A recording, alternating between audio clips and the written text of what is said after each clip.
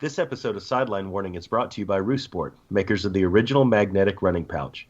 Whether you're biking, running, hiking, or even traveling, the Roost Sport clips to your waistband with magnets for an easy, convenient way to carry what you need without the bulk of belts or bags. Visit theroostsport.com and use the code SIDELINE30, all lowercase, for 30% off their entire product line. Again, that's theroostsport.com, promo code SIDELINE30. And now on with the show. Ladies and gentlemen, this is Sideline Warning, the show where sports takes are sure to go way too far into the field. Here to recap this week's biggest and best sports stories are your hosts, Dave Adams, Ben Foster, and Adam Russell.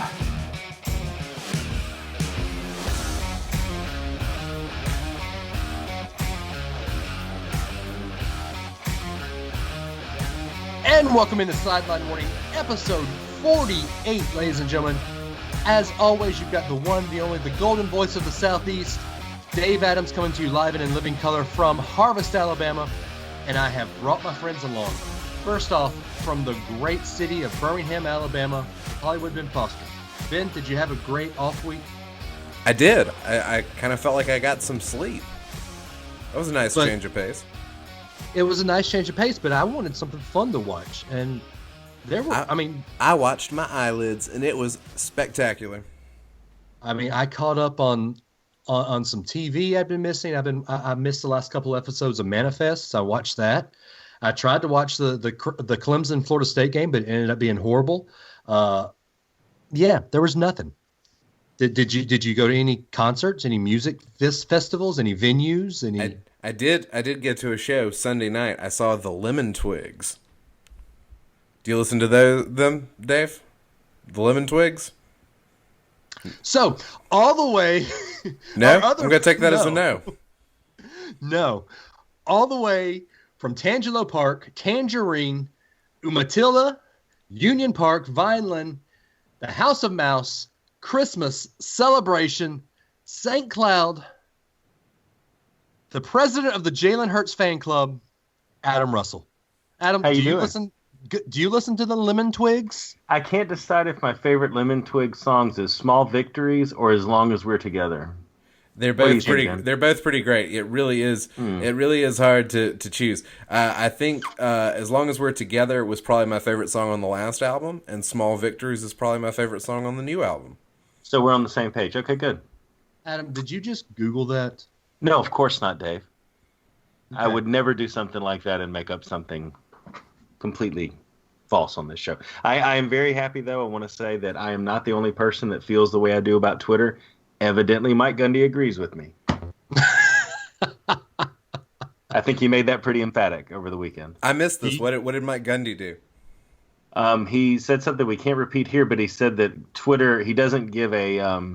He doesn't certain give a body tweet. part of a rodent about Twitter. And he said it's a platform for people sitting at home drawing an unemployment check sitting in front of a keyboard. And while that's probably a little further out than my beliefs on Twitter, at least neither one of us really have a particular taste for it. I'm trying, but at least I know that I'm not alone, that Mike's out there with me with his mullet. So would you be willing to say that you are not alone?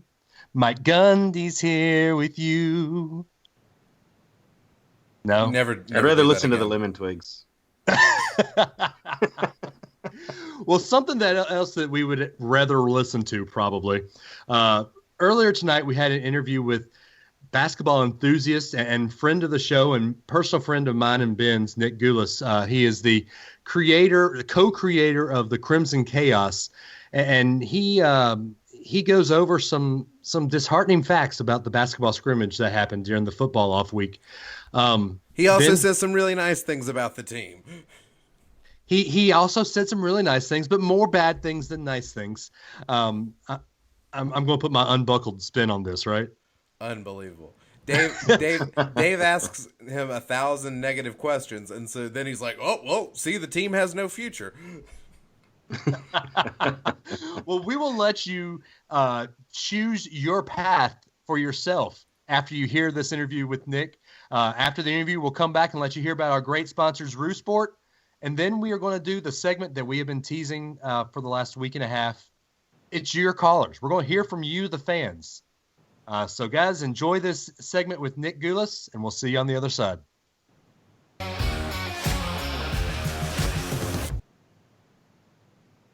And like we said just a minute ago, we'd like to welcome into the show basketball guru, co-founder of the Crimson Chaos, the one, the only Nick Gulas. Ben and I have known Nick for many, many years, and Nick is probably, I think we talked a minute ago, Nick, you're the number 2 Bama basketball fan in the country. I think you said Face Guy was number 1. Face Guy is number 1, just far and away. Face Guy has got that lockdown on number 1, and yeah, I'm 2 spots above Hunter Johnson.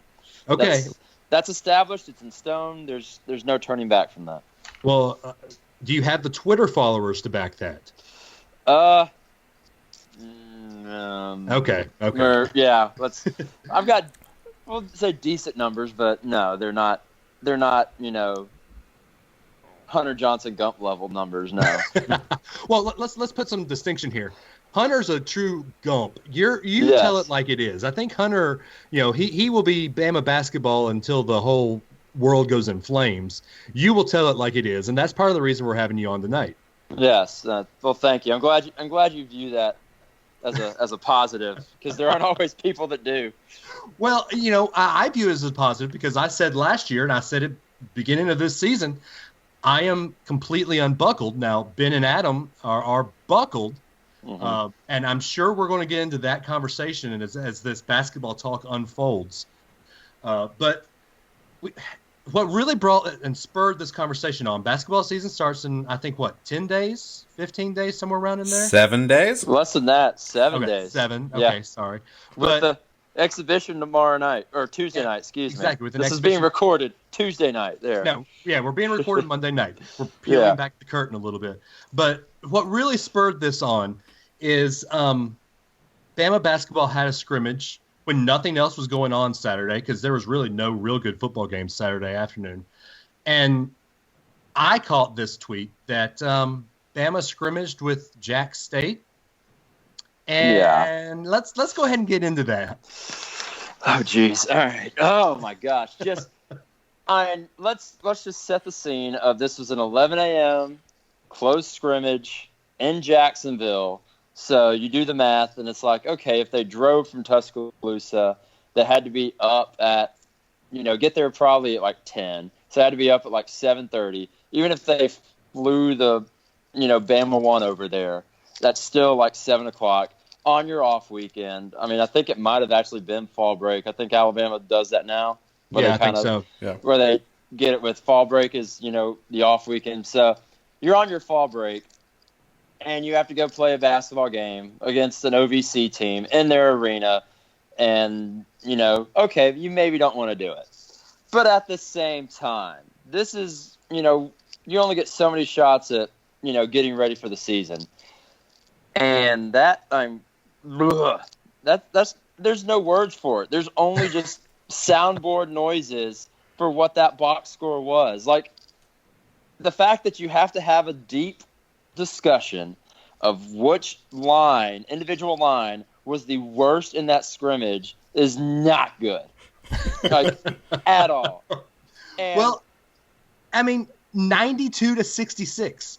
This is supposed to be a team that is supposed to push for the SEC West, supposed to push to make it past the Sweet 16, and we lose to an OVC team 92-66. 25 turnovers, just 3 for 18 from behind the arc. Nobody made more than 1 3. Herb Jones was 100%, which, he's the only bright spot. That and the free throw percentage were the only bright spots in that box score. Herb's probably the only one that went to bed on time. Yeah, there's probably that too. I mean, Herb was tucked in at 8:30 and binge watching whatever his current Netflix obsession is. Everybody else was like, yeah, whatever. But Kira Lewis, 10 points as a 17-year-old, that's solid. I'll give him that. But just everybody else. But here's the deal. Let me play devil's advocate. Kira Lewis and John Petty probably had family down there, because that's a quick drive from here in Huntsville. Yeah, it depends on how closed of a close scrimmage it was. They might have. And if Petty did, I mean, to carry on the theme from last year, that was very much road John Petty. That was a failure. That box score. Yeah. That was failure John Petty. 100% road John Petty in that box score. Somebody should have told him it was St. Louis. They put him on the bus, he goes to sleep, and they tell him he's in St. Louis, and everything is okay. And Avery's completely aware that there is home John Petty and road John Petty. I watched his comments going in for the today, going into the scrimmage on Tuesday against Montevallo, and he said he wants Petty to, quote, be an elite shooter at home, on the road, on a neutral floor. So Saturday was he's just further just turning himself into, John Petty cable on the road and DirecTV John Petty at home. I mean, it's just bad. There's such a disparity. Tell me this, because you follow basketball recruiting, probably as much as I follow football recruiting. Mm-hmm. So when John Petty was recruited, he was actually had more clout than Colin Sexton did. So why are we seeing such a Jekyll and Hyde when it comes to John Petty? And Ben apparently disagrees here, but it was close. Sexton wasn't, Petty was a shooter. He was 100% a shooter. I had people telling me he might have been the best player to come out of this state. And, right. That's Gerald Wallace. That's way back in the day. That was high praise. And he looked the part, for his junior and senior year. And Sexton was, Sexton just kind of floated around there and I think that was mostly due in part because of how many elite point guards were in his class. Right. Like Colin Sexton was like the third or fourth best point guard, but he was like the 18th best player in the class. Right. It was like him and Wendell Carter went back and forth for best player in Georgia. And, Petty was billed as this elite shooter, and he was an elite shooter. Like, I've watched him, 2 straight years in the BJCC just light teams up. And just, that's what made – and then, of course, he goes for, 10 threes, 30 points his third career game. Right. And then it's just like, where does he go? Like, he disappears for not minutes at a time, games at a time. Yeah. And it was just such a roller coaster last year. And just looking at that box score, it's disheartening because it's like, he's projected, depending on who you look at, as a NBA pick this year. It might be second round, but he's in draft projections. And you're going to drop. Did he have 4? Did he have 6? I know Dazon. Okay, he had 4. I know Dazon posted the goose egg. I forgot between him and Donta who had 4 and who had 6 because they're both terrible. Right. And yet, and we still haven't even touched on the worst line. Like, that just tells you, it was so bad. Okay, back on point. He was just, and so it's like finding John Petty to be a consistent shooter is, I think, more key than Herb Jones being the leading scorer or, more other support players. He has to be the number 2 player on this team. I don't care what Donta Hall did last year, how good he looked, and how everybody said he improved, because he absolutely did. But John Petty has to be an elite shooter on this team if they want to go anywhere. So, Nick, based on the scrimmage, how much should we read into the whole season? Should we just say, it was an early morning game and the guys weren't feeling it? Or should we say this is really a cause for worry for how this season's going to go? I think it's kind of a little bit in between. I'm listening to Avery talk on Monday. It was just like he's very aware that not only did the scrimmage go bad, but that the box score got out. Like, his second question that he took was basically like, "What did you learn this weekend?" But even though that was the question, it was a lot more words involved with the question, that weren't spoken. And he admitted, they've got a long way to go. And he even dropped the line, "We want to set good legal screens." And I'm like, oh, that's how Daniel Giddens got 7,009 minutes. All right, let's be real. Okay, here, we've said it now. We've broken the mold. Daniel Giddens on that box score. He is clear number one. He is clear number one. I said he was 3 on Saturday, just first look, but it just continues to grow on me just because not only is it so bad that you drop an offer with 7 fouls in 9 minutes, but it's like trying to figure out how you do that. How do you turn it over every 90 seconds and still have time to commit 7 fouls? It's impossible. When he came to Alabama, he was billed as one of the guys that could help rebuild this program. But he was a top 50 guy out of high school. Right. He was a top 50 guy when he went to Ohio State. Every time he touches the court, the refs just automatically put the whistle to their mouth because they know here comes a foul. Yeah. Here comes another foul. And that's the thing. It's like there were wagers last year on when would his first foul come in the first 120 seconds. And we were always wrong because we always gave him too much credit. There's a reason why whatever. Okay. I've never seen somebody wake up with a foul like before they hit their alarm clock have a foul. And since the only person I can even possibly compare it to is one of my all-time favorites, Reggie Rambo. I love Reggie Rambo, but it was without a doubt before he stepped on the court, they were going to call a foul on him. It was just 100%. Look, yes. I have known Nick for 10 years, and I don't think I have ever seen Nick this triggered. It was so bad. It ruined my Saturday. I was at Cahaba watching Florida, Georgia, and I looked down and just was like, hey, let's scroll Twitter. And I started scrolling and I saw the box score and it just I was ready to throw my phone at they're having a dog expose, pet whatever at Cahaba, and I was just like, I'm about to hit one of these chihuahuas with my cell phone. It was that upsetting. All right, and back to Ben's question from 4 minutes ago. I don't know how much you read into it. That's the thing. I think there are certain things that you read into, like the free throws. The free throws I think you can read into. I think that's a positive that you can take just from where this team was last year to where they are this year. 72% free throw percentage is something I think that Alabama can live with, especially for where they were last year. The turnovers, 25 turnovers. That's how do you have 25 turnovers? That is a problem. I think that's something that you can read into as well, that this team has got to take care of the ball.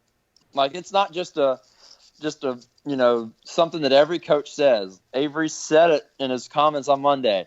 We have to take care of the ball. Coach Saban always gets up here and talks to you guys when he was referring to the media. You got to take care of the ball. You got to take care of the ball. And that must have been a very sloppy display, as bad as it says on that stat sheet. Not just, Daniel Giddens moving screen 3 out of 5 probably possessions, turnovers. These are just bad passes and just, I guess miscommunications. I think those two things are things that you can read into. I think you can also read into Herb Jones's line that the hype is real, that he is, now that Colin is not here, that he is 100% going to be that guy and knows that he has to be that guy and is willing to be that guy. And, he knows that there's a lot of talk around him. He's flirting with that lottery pick line. And I think he knows that this could be his last year if things go right. And other than that, I looked into it as far as, when Dazon, John Petty, and Donta Hall were all under 10 points last season, Alabama went 3-6, 0-4 on the road. Woof. And not only that, they had 2 other losses when Dazon scored exactly 10 points. So 3-8 more or less, and they had 16 losses last season. That's not so good. half their losses last season came when those 3 guys didn't perform. When there's no supporting cast, Alabama is going to struggle. And these were 90-71 losses at Auburn, 73-52 loss to Florida. And you looked at it though, but the team also, they beat Auburn at home without Colin Sexton. They beat Oklahoma without Dazon Petty or Donta Hall all being above 10 points. Like they were just such a weird team at times last year, and I noticed that going back through that. Colin had some stinkers last year. It was covered up. It was covered up by the fact that he's a lottery pick. He went 8th overall. He was going to play with LeBron, RIP Cleveland already. I mean, it's bad up there. All of that masked some of his inconsistencies last year. And I think this year with an improved SEC and with a team that doesn't have that guy that can take over a game, at least going into the season, this Alabama doesn't look like they have that guy that can take over a game consistently. They're not going to be able to have down games. They've got to have consistency across the board. And Avery said it himself. We are an older team. Like, he's backing himself into the corner now of, if this year doesn't go well, this is an experienced team. This is a team that I've built. If it doesn't go well, it's on him. I mean, I think this year, this is the year that, could make or break Avery Johnson. And I think that's fair to say because he has taught this team up. He has talked up that this is what he wants to build towards. I don't know if he envisioned the SEC recovering as quickly as they did because it happened in 2 years. The entire conference has flipped in 24 months. It's incredible to see where the SEC is at now. But at the same time, he came in and said he was going to build this program to where they can compete year in and year out in this conference. And this is the year that he's going to have to prove it because, this team doesn't have that big recruiting class coming in. They've got the big recruit, but next year is going to be another big recruiting class. A year when you don't have the class means that you have to rely on your older guys. And he knows that. And if they don't perform, then I think it's fair to ask a lot of questions. So the one question I do want to ask, and this is probably the last question we have about this game, this scrimmage, because we need to move on. But so the guy that Ben was hailing all last season was, just wait, Tevin Mack is coming. Just wait, Tevin Mack is coming. I'm looking at this box score. 2 of 6. Yeah. 1 from 4 for 3. Hey, 0 he made assists, a 3. Only 2 other 3. people made a 3. Right. Only 2 other people made a 3. Yeah, Dave, what's your problem? And that's 0 assists, 4 turnovers in 24 minutes. If this is the savior at point guard, we're screwed. Well, he's not a point guard, so let's start there, Dave. Okay. He's not a point guard. Savior of the basketball team, we're screwed. Yeah, and I think it speaks volumes that as much as we heard about Tevin Mack turning it up in practice last year, he didn't start this scrimmage.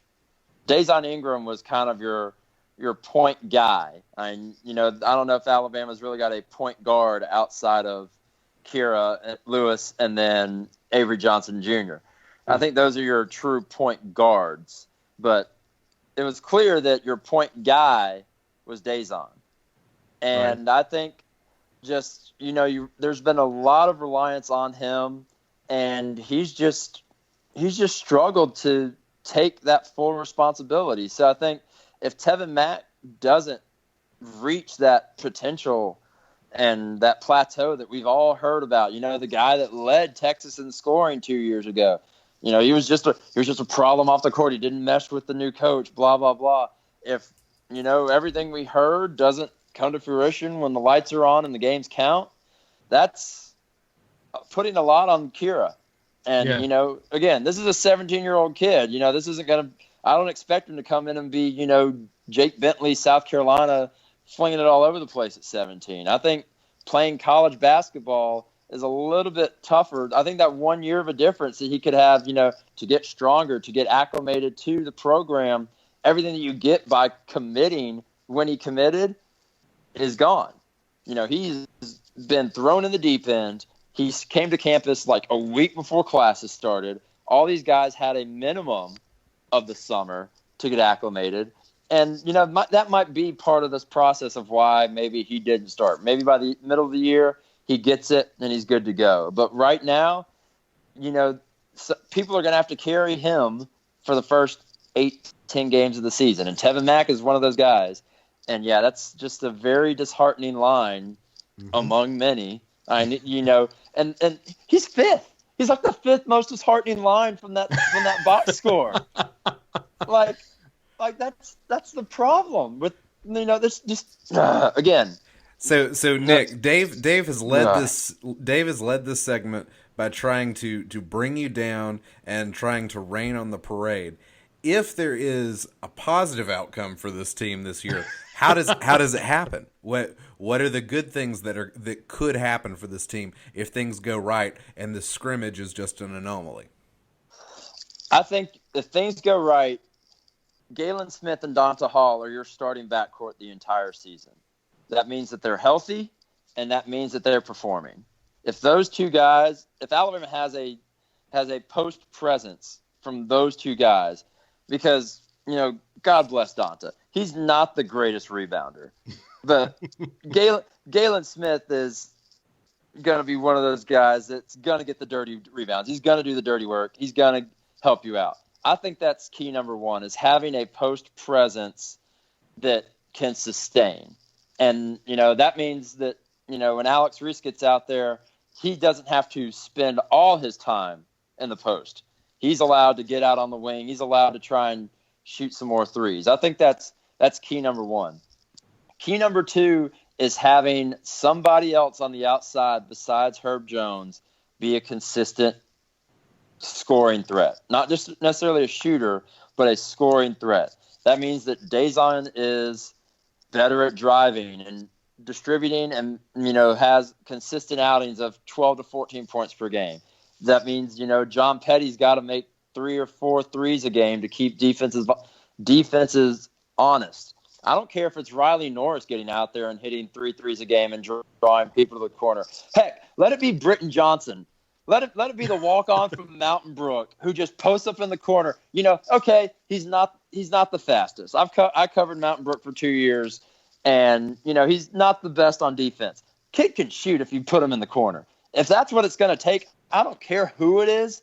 Alabama's got to have somebody that they can count on as a number 2 scorer to Herb Jones, and it's just, even if it's a rotation, it's got to come from somewhere. And it's got to be consistent. I think that's. I'd say those are your top 2 things. Defense, I think they're fine. Free throw shooting is improved. I would hope. I think those are your top 2 things for this team to be successful. So Nick, as we're wrapping this up, let me ask you this, and it's well documented that I am unbuckled, and I've caught some flack for it. But I will ask you this, and I'll ask you this as somebody that can try to be as bipartisan as possible with this question. Given what you've seen and given the stats and the sample size we're given right now, what is the ceiling for this 2018-2019 team? The ceiling for this team, I would say right now, looking at it, is probably an Elite Eight. I don't think this team has Final Four written on it at any point this year. I don't think that this is a team that will get there. But I think their best season would be an Elite Eight appearance. And, that's always things, fall your way in seeding and draws and tournaments and all that stuff. But I think this team can reach an Elite Eight if, best case scenario. And then my follow-up question to that, and Ben and Adam will definitely roll their eyes at this, but if the best of the best we can do is just 8th, are we paying Avery Johnson to just be 8th? Is Avery where we think we should be? Well, here's the thing. If Avery gets 8th, he's only the second coach in Alabama basketball history to get a team 8th. And we ran off the other guy. The other guy ran himself off. Know. I was about to say, I don't know how much we want to dive into that. I know the backstory. About the reasonings. Yeah. That's a segment for another time. It is. That's its own show. My goodness. But he was also, he was ran off because he stopped reaching that level. And he reached the Elite Eight and then made 2 more tournaments. And then, I say it's the Nick Saban curse for Mark Gottfried. He was no longer BMOC. there was somebody else that was taking away all his shine. You know, he could walk over Mike Shula, mostly because he was making as much as Mike Shula too. He was the MOC at some other parts of the campus. Yeah, and other green spaces. Yes. But here's the thing: it's like when Nick Saban got to campus and is now making 3 times more than him. If you look at everything, when he was introduced in that Oklahoma game, that's when things started. When Nick Saban was introduced, to be specific, so we don't get crossed up here. That's when the Mark Gottfried era started to go in a downward spiral, and it just never recovered. And I think that's the big reason why he was run off. Now, Avery gets this team to the Elite Eight. Again, only 2 coaches. He would be the second coach in program history to get them to that point. And if that happens, he would absolutely be worth the money that he's bringing in, because he would have had 1 lottery pick. If this team makes the Elite Eight, Herb Jones is a lottery pick. So we'd have 2 lottery picks in 2 years, not recruiting one and dones, building this program from not necessarily the ground up, but a middling program. And Anthony Grant won games, but the SEC that Avery Johnson's competing in compared to the SEC that Anthony Grant competed in are night and day. And the SEC is going to get 3 teams in their sleep this year. 3 teams was the ceiling multiple years in the Anthony Grant era. And that's why a 23 win team wasn't making the tournament. That was the height of mid-major love and everything. And so I think this is where, if Avery gets this team to the Elite Eight, I think he's worth every penny. And you'll probably see an extension, and you'll probably see a raise. And I would hope that you would also probably see Trendon Watford and Crimson if this team makes an Elite Eight. Okay. All right. Well, before we let you go, I think Adam said he had a question. I do, yeah. I do. So I'm still buckled. I think this is all a smoke screen so that when he makes the Elite Eight, it looks that much more impressive. But yeah. The date I have circled on my calendar has nothing to do with the tournament. It is November the 29th. I need to know, does Alabama beat UCF? That's all I need to know. See, that was actually one of those games when I was going back doing my research today. It was just like, that was a Collins stinker. It was bad. Yeah. It didn't make the list of, the supporting cast not doing their part, but it was just awful. That was a game last year they should have won. And I think it was a Sunday game at 2:30 or something, and finals weekend. It was just, ugh. And it was just one of those games that they just, that you looked at the UT Arlington and the Rhode Island games from last year. It was one of those, but they just didn't pull it out. I think, though, that this year, it's one thing when you can focus on one guy. And I think that was UCF's plan last year, was to focus on Colin Sexton, because that was right on the heels of the Minnesota debacle that almost became the greatest win in program history for all the wrong reasons.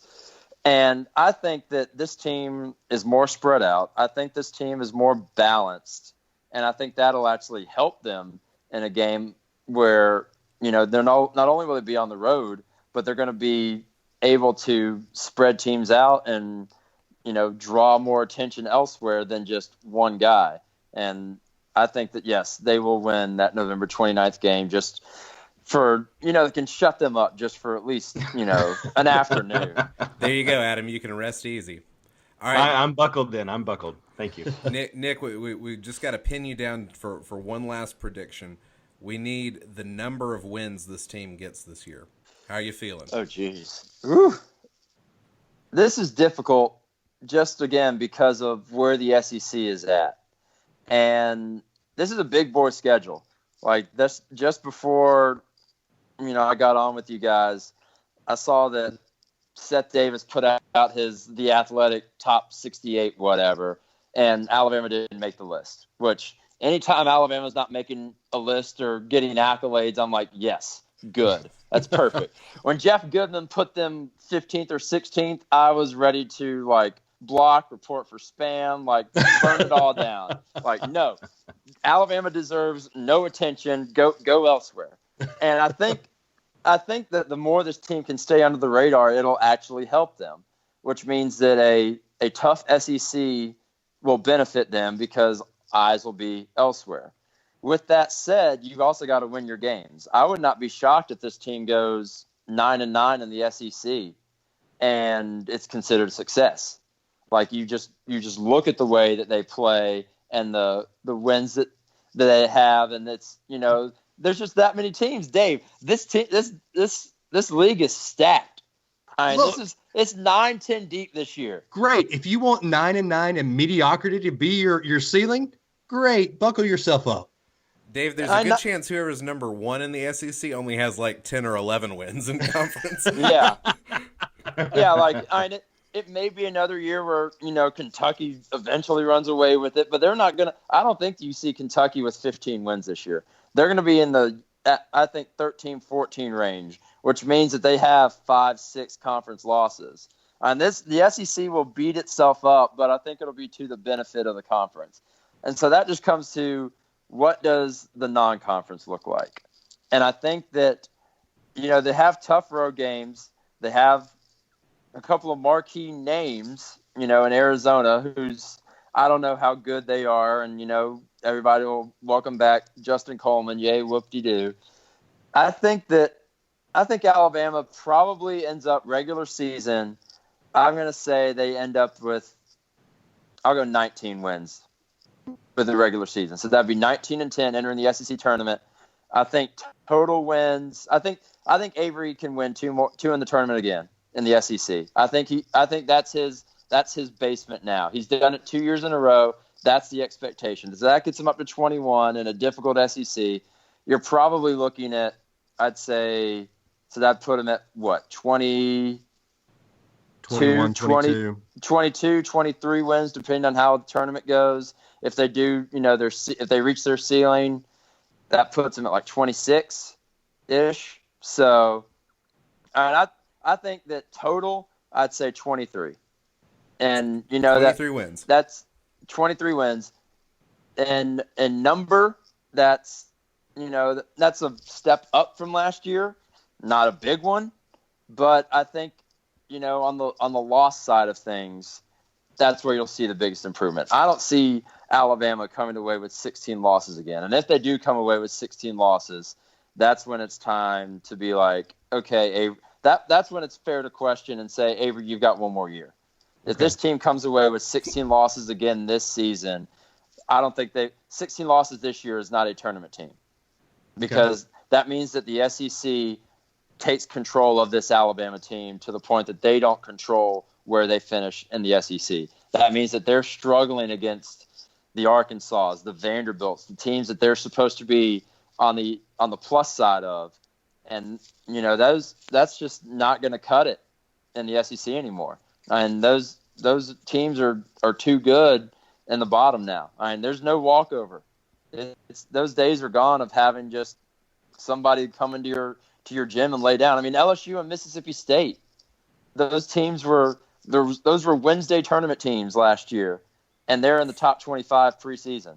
And this is a league that is going to be a man's league this year, and I would not be shocked if it is the number 1 league in the country. I think that this SEC can jump the ACC this year with just the depth that there is, because this is easily the deepest league in the country. Well, there you go, Nick. If people want more hot takes like that, where can they follow you? Give us your socials. All right. Twitter is at Nick_Gulas. There's no K. NIC_Gulas. That's all of my social are the same. So if you feel compelled to look at my 9 Instagram photos that I post a year, have at it.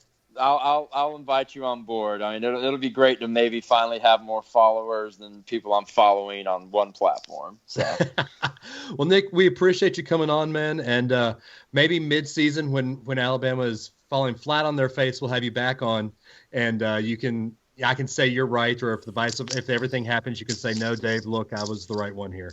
We're pulling audio if that happens. We are pulling audio, and we are playing it. Yeah. There we go. All right. We appreciate it, man. And hey, roll Tide. Roll Tide. Thanks for having me, guys. No problem. Thanks, Nick. Thanks, Nick. Bye. Well, guys, like you've heard me talk about in that segment, I am totally unbuckled for basketball. And another product that can help you stay unbuckled is our great sponsors, Roof Sport. Adam, tell them about them. Hang on, I'm gonna let that premium segue kind of simmer for a second before we launch into the ad, Dave. Hang on, that was nice. If you are unbuckled, so you're unbuckled from Alabama basketball, but you're buckled for the product that helps you stay unbuckled from bulky belts or bags. Exactly. Got it. Okay. Exactly. I hope everyone was following on that one. We made a logic jump there. Yeah. I think we've been talking about them for a while now, and I think we continue to praise them and find new uses and new ways to use the products. Roof Sport with the pouches that secure to your waistband with magnets and hold anything you need while you're running, working out, hiking, traveling, all the things that we've talked about, going to music festivals like Ben, going to Neyland Stadium. Does a cigar fit in a Roof Sport, gentlemen? It does. How about that? See? Everything you needed, and probably a box of matches, although you might not want to put the matches and the cigar in the same thing. No, not at all. Yeah, probably not. So anyway, but yeah, we continue to praise them. We're launching into our training for the Princess Half Marathon. And just overall general fitness and the things that you do in your life, it's a good product to suit a lot of the needs when you just need to carry stuff around, but you don't want to carry a bag or wear a belt like you do sometimes when you run. Yeah, exactly. And like we've said before, I didn't even know when I first heard of this product, Adam, I didn't even know you were carrying one of these until mile 9 on the Star Wars hat? Oh, at least, yeah. It was well into the race. And I think that's the beauty of it is, I'm using it every, 3 miles to fuel, 3 to 6 miles to fuel. So it was a couple of times I had used it and you didn't even know. It's that discreet. It's that discreet. And guys, you can go on their website, www.theroofsport.com. They have other products besides this pouch. You can fit all your phone, your gels, your keys, your wallet, everything like that. They also have these power banks for your phone, and I've talked about it in the past. They've got this root lounger, which it's incredible. You do a couple of spins, fill it with air, tie it off, and you've got a little couch. But they have given us a code that you can go on their website, Sideline30, and you can get 30% off your entire order. Go do that. And I promise you will love this product as much as we do. But go do that on their website. Like we said, Sideline30 at www.theroofsport.com. And you're going to love this product. Guys, something else we love is our listeners. And we had some premium listeners call in this week to give us some takes. So, Adam, you are the man in charge with the Blitz line. What do we got? The first one we got up is a pretty interesting argument from our friend Kyle Gilbert about the playoffs and a new take on how to expand those playoffs. Yeah, and speaking of Kyle, we are starting a new segment with Kyle. Kyle is a guy that loves stats, and Adam's a little hurt because Adam's the stat guy. But Kyle he puts in a lot of effort into his stats. Not saying you don't, Adam, but Kyle doesn't have to because he's not one of the co-hosts of the show. But so every week we're now going to do a Kyle's key stat of the week. And Kyle has sent in his key stat of the week. We're going to play at the end of the show, right before our sideline warnings. But Adam, let's go ahead and play Kyle's key takeaway this week. All right, here we go. All right. Hey guys, this is Kyle Gilbert calling from Dallas, Texas. And I want to talk about playoffs. You guys have probably seen lately, Coach Mike Leach is the latest to pipe up and say something about the need for an expanded playoff. He's wanting 16 teams, but I really think that's way too many. I've got a way to think about 8 teams that I'd like you guys to discuss. Base it on the AP polls. Get rid of the committee. Get rid of that bias. The first round is going to be played on campus of the higher seeded teams with the semifinals and finals on neutral sites, with the higher seed left after the first round choosing their home field advantage site based on the 2 options. So how do we get these 8 teams? Automatic berths for all 5 Power 5 conference champions. So there's no debate who gets left out if they won the championship. They're all in. the highest ranked group of 5 conference champion if they fall in the top 15 of the rankings, and an automatic berth for the highest ranked independent team if they rank in the top 10. That leaves some space for at-large berths given to the highest ranked non-conference champions with no respect to conference affiliation. A third at-large could be given if there's no independent or no group of 5 champion that's highly ranked enough to qualify for the conference, for the playoffs.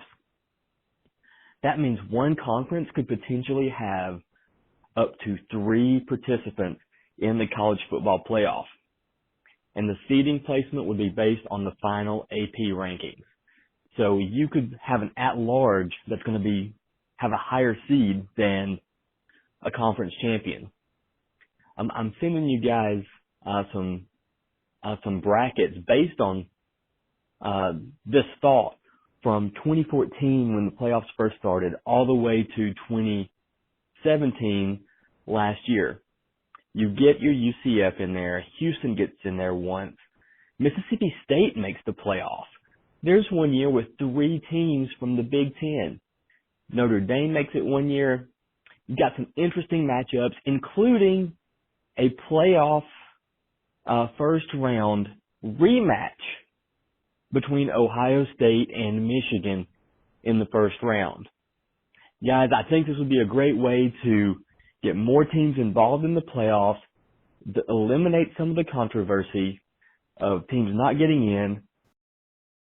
First off, Kyle, we appreciate the call. We appreciate all your thoughtful stats because that's some good in-depth research there.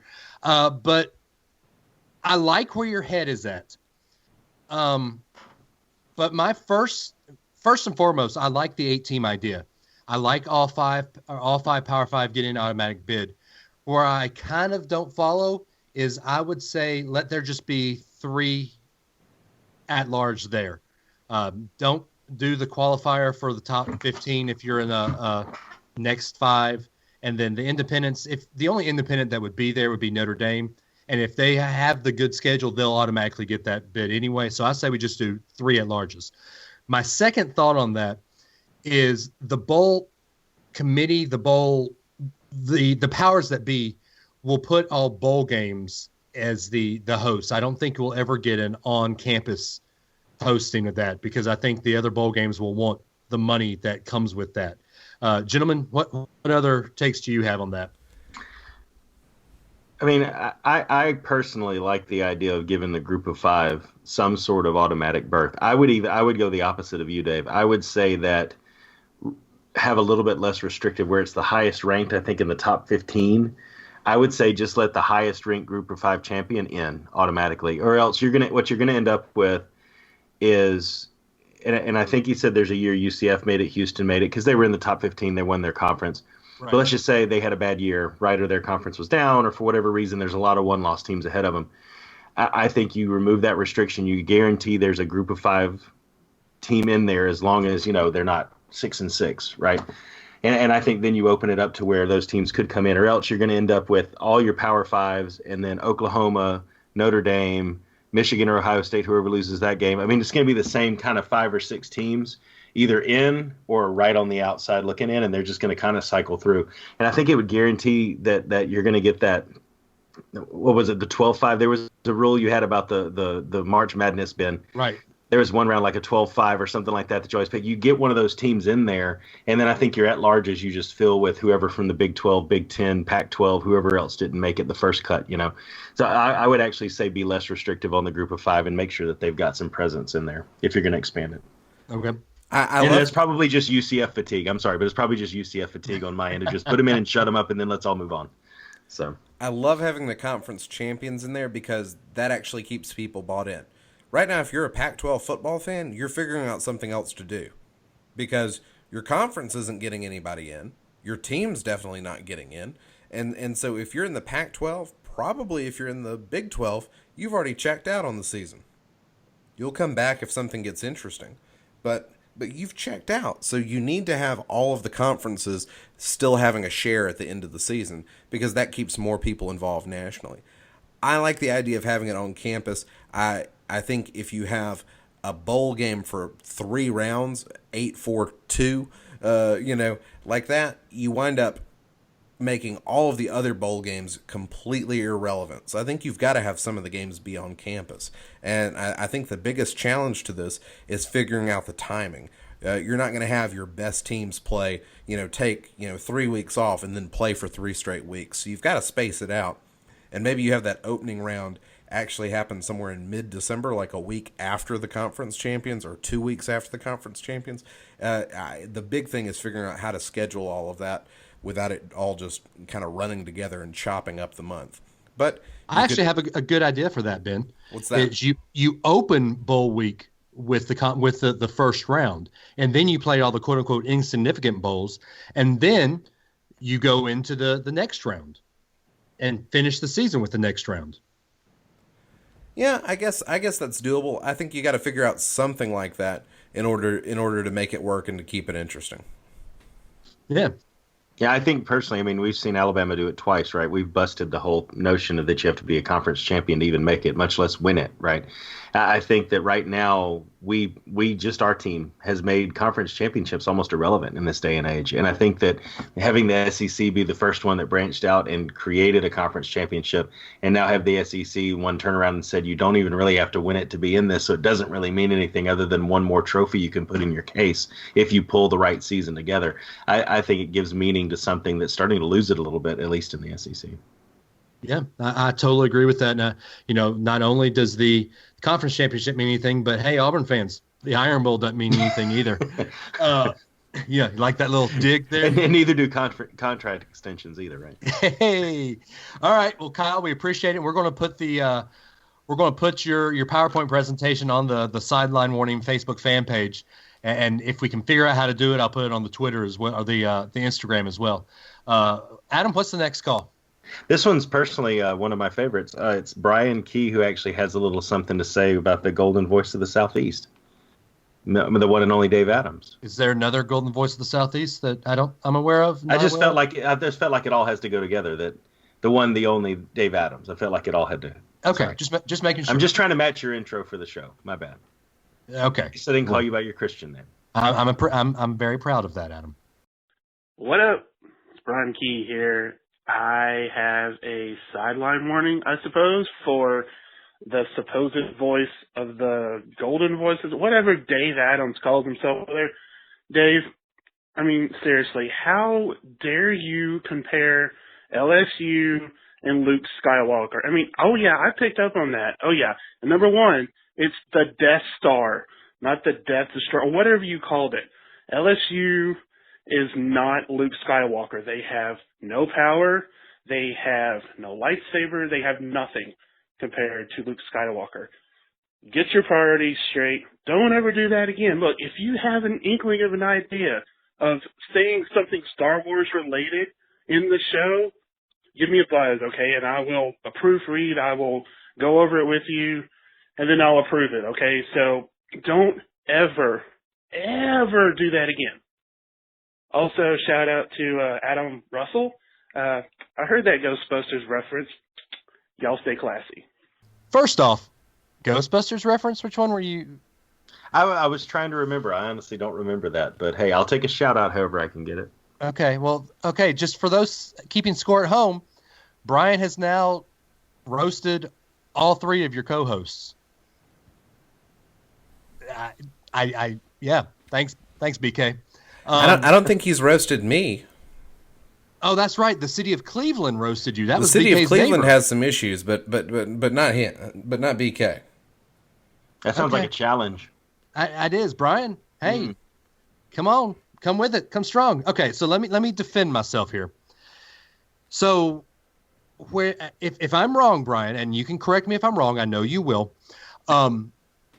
Where Luke and Emperor Palpatine and Darth Vader had their final battle, that's not on the Death Star. I know that it's called the Death Star. If I believe I'm correct, that's on Darth Vader's destroyer. Adam, you're as big a Star Wars fan as I am. Am I right on that? It's on the Death Star. No, the Death Star was blown up in the first one. No, they were rebuilding the Death Star in Return of the Jedi. But it's not called the Death Star, is it? Yes, it is. It's called Death Star. Dadgummit. Okay. The only reference he makes to it is fully armed and operational battle station, but it's still the Death Star. Okay. But the reason I compared them to Luke Skywalker is because their path is kind of similar to Luke. They started off as a team that no one really expected much out of. Then they grew into some power. Everyone got excited for them. But then the Florida game, somebody comes and chops their arm off. But then they come back strong and even more powerful and beat Georgia. But now they're marching on to their final battle against Alabama. Now that's where my analogy kind of falls flat on its face, because Alabama will beat them, whereas Luke was able to beat Emperor Palpatine. Whoa! Spoiler alert. Okay, but that's why my analogy went as it did. Adam, you're following me now, right? Following what? You likening LSU to the savior of the entire Star Wars universe and the one that brought balance to the Force? No, I think you're getting soft on LSU like you're soft on Tennessee. He did not bring balance to the Force. In fact, he threw it all out of whack, and we'll find out who brings balance to the Force probably in episode 9. Essentially what Dave is saying is that he's very mad that Luke Skywalker only made it to the Elite Eight and did not make it all the way to a Final Four and a national championship. Therefore, he would like to fire Luke Skywalker. Were the Jedi really worth what we were paying them? I mean, really? Were they? And that's how we bring it back to sports, folks. Oh, go ahead and play this last one, because I know this one's going to be fun, too. Yeah, man, this is our buddy CJ. He's got some interesting takes on what we talked last week about Tennessee. So here we go. Hello, gentlemen. This is CJ, the former president of the Jalen Hurts fan club. I've got 2 or 3 topics that I'm going to throw your way. Last week on the show, Dave asked me to call in and maybe tell Adam, I told you so. But that's not what this call is about. This call starts with a sideline warning. So place this call wherever you want to and that you think's appropriate. All right. Last week, after the Tennessee game, on this very podcast, Dave said the phrase, I want Tennessee to be good again. And shockingly, Ben was on board. At that point, I threw up, had to recover myself here. Adam made a reference to a bizarro world where Dave and Ben felt sorry for and made friends with Tennessee fans. I had to keep listening to that part over and over, hoping that I missed the part where you two said, man, the thing cut me off. Anyway, the state of college football is great when that is a reality that Auburn and Tennessee are either 0-8 or 1-15 together. And in regards to the lack of fire from Tennessee fans, I don't care if Tennessee fans are ever fiery. I don't care if they think they have a chance to win any game. Alabama owns Tennessee right now. The rivalry is alive and well, just how it ought to be. And again, you're right, Adam. One-sided smack talk is the best kind of smack talk. I feel like if you two guys were to make a Tennessee Hate Week video right now based off your post-Tennessee game segment, it would go something like this. They aren't so low down. They're not as dirty as I thought. And I think they're pretty okay. Turns out I am a dog person, and pumpkins aren't so bad. I feel bad for their quarterbacks, and Fulmer's doing a good job as AD. Their stadium isn't as bad as I remember, and hey, I kind of enjoyed sitting with that orange. What is this? It is like a bizarro world. I throw a flag in your general directions, but I still love you guys. I'm hoping that as the travel weariness has worn off, Dave and Ben, you have seen the error of your ways and your feelings about Tennessee. And so that leads me to, I get the feeling that the two of you feel the rivalries are better when Auburn and Tennessee are doing well. I just need to tell you that's a terrible thought, and it lacks appropriate hate. Now I'm going to shift away from the Auburn and Tennessee rivalries to LSU. The LSU rivalry, that's a rivalry that is great when both teams are good. It's good for college football when Alabama and LSU are both great teams and having great seasons. I'm interested to hear you guys' takes on the Alabama-LSU rivalry. Where does it rank? Has it become the premier game in college football's regular season? The reason I ask that is CBS seems to think so because it chooses this game every year, and it has since 2011 as the game it moves to its primetime slot, and they only get to do that one time a year. What do you guys think of the state of the Alabama-LSU rivalry? Also, quick, basketball. Former Alabama basketball player Braxton Key has been cleared to play this season at Virginia. He will not have to sit out. Does that seem odd? What happened there? Have y'all heard why he's been cleared? And Ben, how will Alabama be in basketball? I'd say give me a preview, but I bet it was covered in the earlier segment with your guest.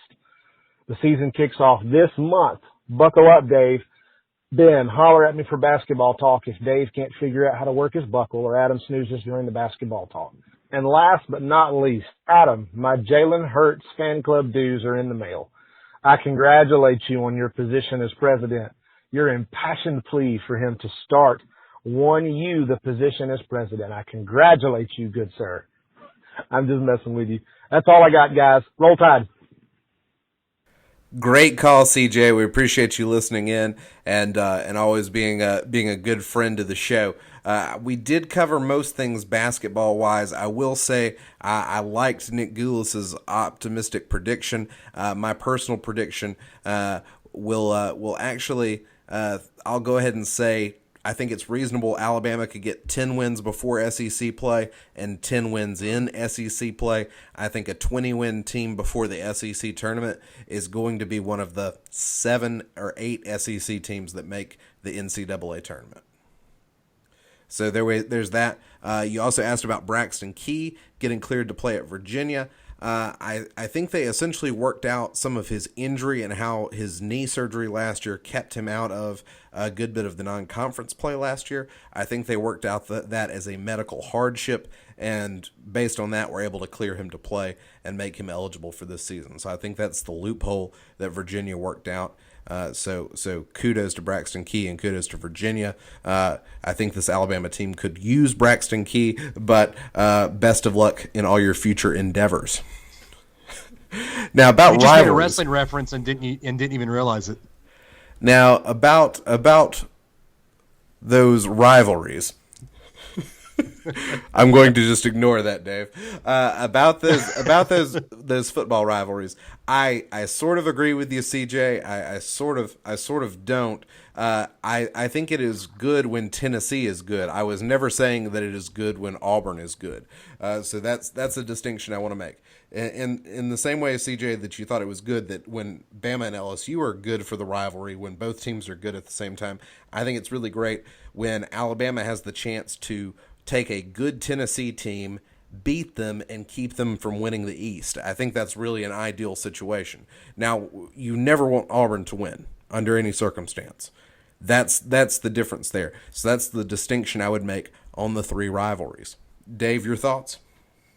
I kind of agree with you on that one. I think that Tennessee should be the premier program in the East. And honestly, when in '92, when I was a young lad, when all of these conferences were situated like they were, I thought it would be Florida and Tennessee fighting each other, and we could see a third Saturday in October twice in a year. Well, that hasn't happened because Tennessee has been down and Alabama's been down and never worked together. I think the way it should be is we play Tennessee twice, and the only way for that to happen is for Tennessee to be good. So, CJ, I see your point. I truly do. But how much better would the rivalry be if we beat Tennessee twice in a year? Adam, you have to follow our logic there. I don't want Tennessee or Auburn to ever win another game as long as I'm alive. How about that? I'm just sitting here relishing the fact we've had 2 callers in a row give me shout-outs saying I was right and you were wrong. So I'm just enjoying that. But I would wish nothing well out of Tennessee and Auburn for the next 50 years. You know, I don't understand it, but why would you not want the chance and relish on the chance to beat Tennessee twice in a year? Because when the dog is laying down whimpering because he just got hit by a car and then you hit him with a bus, that mangy mutt they carry around on the sidelines of Tennessee, that just makes it better. Kick them while they're down, man. It's a rivalry. It's not kick them while they're down. I root for this is like those people that say when Auburn's not playing Alabama, I root for Auburn. It's a bunch of garbage. No, you don't. You hate them all year. And if you hate them all year, you want them to never do good. That's it. If our whole national championship hopes and how successful we feel at the end of the year relies on Tennessee and Auburn being good, I would question whether or not I want us to do well, because I want them to be bad at everything they ever try to do. So what I just heard is you hate Tennessee more than you like Alabama. That's what I heard. There are days where I wonder about it. Wow. And I think I have to say, I look at the two of you guys and I hear CJ.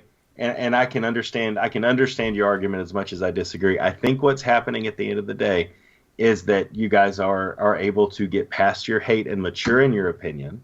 One may just not be. But I think there's an overall trend where rivalries are starting to cool down because everybody just is a snowflake. And I think you guys are starting to frost up a little bit. Hold up. I think you're starting to frost up a little bit. Oh, okay. Let's get to a topic of real snowflakes. Let's talk about the LSU game. Wow, Adam, you hurt me. I just made you switch topics spontaneously. I love it. You hurt That's me. my favorite moment so far. That may be segue of the year. You cut me to the core, man. You cut me to the core. We don't normally go in depth in games like this, but this is the biggest rivalry of the year. And like CJ made a point to say, what has become the premier rivalry in the country is Alabama LSU, because normally it's two top 5 teams. I mean, I made a joke this week on Twitter that this is the game of the century part 8, because what was that 2011 game was game of the century, the 9-6 game, and now every year it's game of the century. No, I think that's overblown. I think that game in 2011 was definitely the game of the century, and then the championship game, the national championship, was game of the century part 2. But some of these other games, there hasn't been much of a contest. There've been a couple of good ones, but they were in no way the game of the century like the 9-6 game was. Yeah. There's AJ to TJ. There's Blake, the Blake back.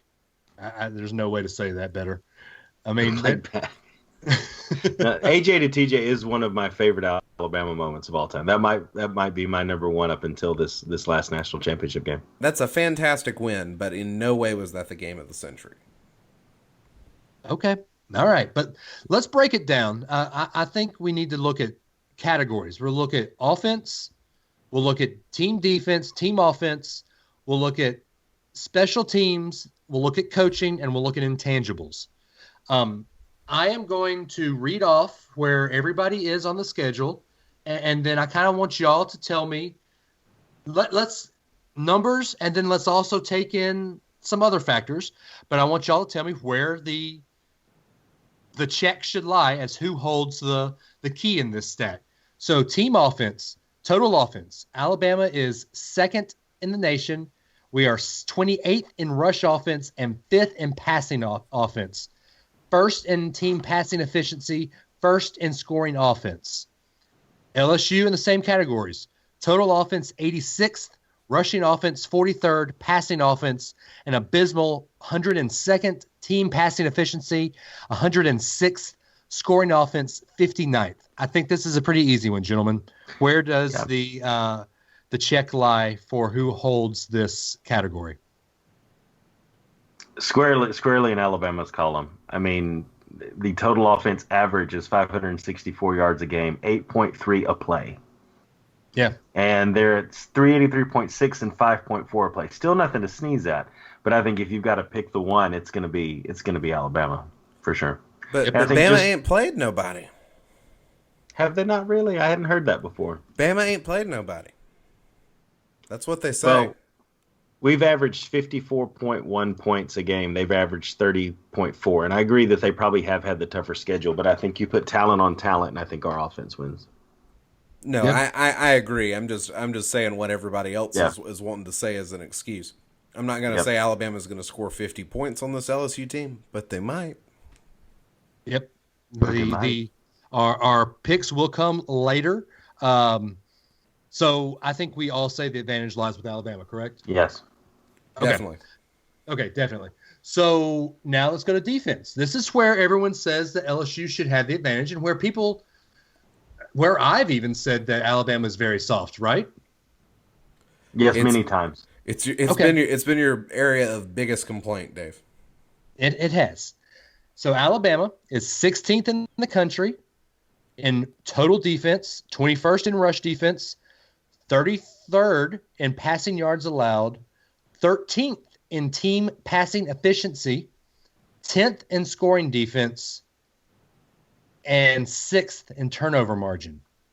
LSU, 21st in total defense, 36th in rush defense, 38th in pass yards allowed, 5th in team passing efficiency defense, 7th in scoring defense, and 5th in turnover margin. A little closer. Where does it lie? I'm going to say that LSU will have the advantage if you're just looking at secondary. But if you're looking at the defense as a whole, I think Alabama has a slight edge here. So one thing I do want to point out, LSU's leading takeaway man is Grant Delpit. Am I saying his name right, guys? Delpit? Sure. Okay. We'll say with five interceptions, where Alabama's is Savon Smith with 3. I would have thought that would be Greedy Williams for LSU.